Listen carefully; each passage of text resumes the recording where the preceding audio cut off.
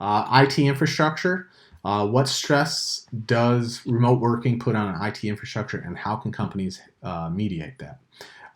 With more employees teleworking, in order to not crash their system, it's a huge vulnerability right now. So, not enough resources and not enough employees.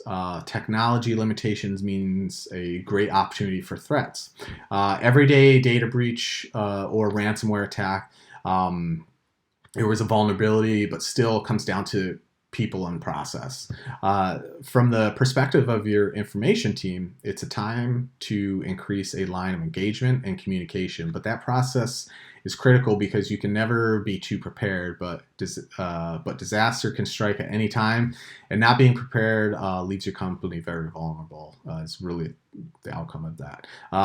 Create privacy policies, understand the new reality of how managing IT today is, provide secure technology to your employees' home office, VPN, Outlook, stuff like that. Create an IT roadmap for future planning for remote worker strategies.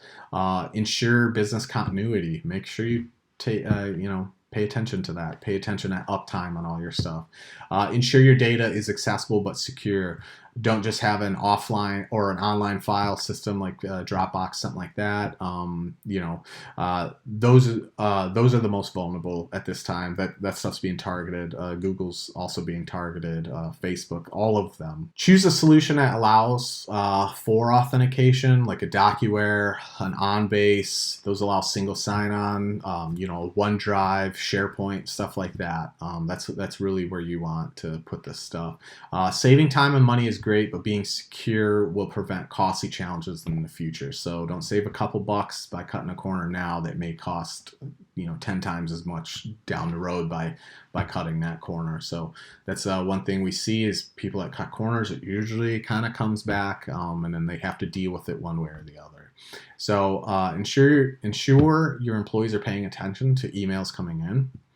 Some spam emails with malicious URLs are pretending to be your own organization. So they may have a link in there that looks like it's actually from your website of the blog post you did. You click on it and then it takes you to some website or installs a malicious mechanism on your computer. So essential businesses like healthcare and government are sadly increasing in cybersecurity attacks right now during this crisis because they're focused on the pandemic and not on security. So they are kind of running rampant. They're trying to help people. They're trying to, prevent this disease or this virus from spreading further.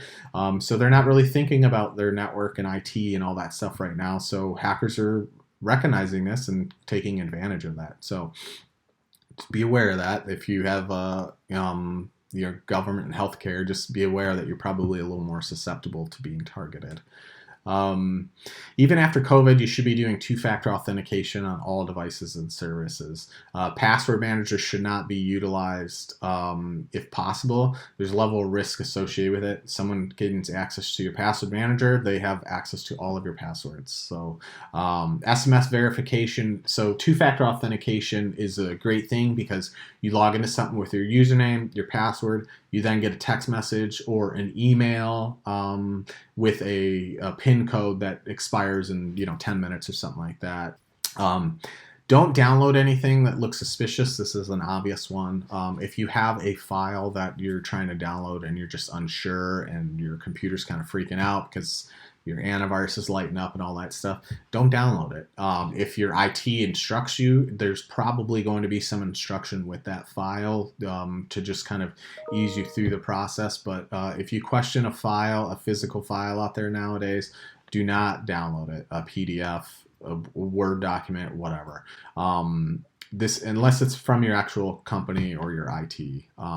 We've heard reports of some downloading things what they think are, reputable companies like the CDC and the World Health Organization sending out documents about COVID. They're fake and they have malicious mechanisms built into them. Smart devices are still being targeted despite popular belief. So cell phones, and I think this is only going to grow, unfortunately. Cell phones and tablets are being targeted more than ever.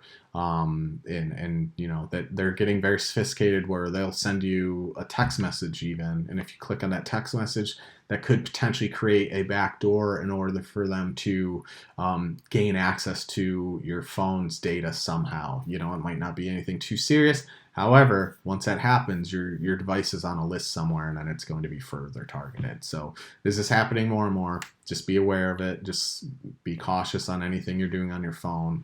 It's not entirely a secure device like it used to be. Cyber criminals aren't only looking for your personal information, they're looking for things that they can make a profit of on the dark web. So right now this is data, but what does that mean? So this is, you know, your financial information, sensitive company intellectual data property, customer information. So if you're in sales and you have a spreadsheet of all your customers, you know, they might want that data for some reason. So there's a plethora of data that they want to go after and target and resell because it's free money in their eyes. You know, they're putting in a little legwork to get this data. They can sell it, make a quick buck, and then move on to the next one. And that's what they do.